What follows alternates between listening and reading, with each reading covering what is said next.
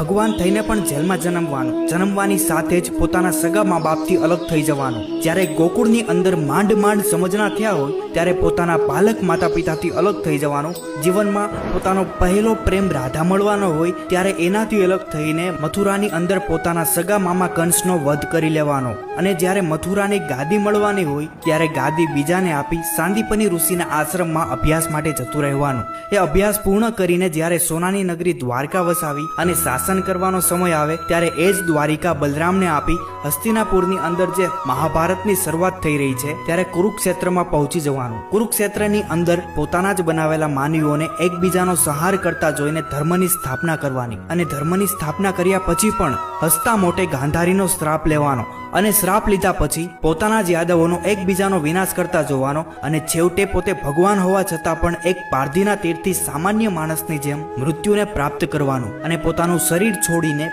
જગતના હૃદયમાં અમર બનીને રહેવાનો. જો આ બધું જોઈને પણ આપણને કૃષ્ણ વિષાદ યોગ ન થાય ને તો સમજજો, આ સફર એક માત્ર જીવન કથા નથી, આ તો યુગોથી યુગો સુધી ધર્મ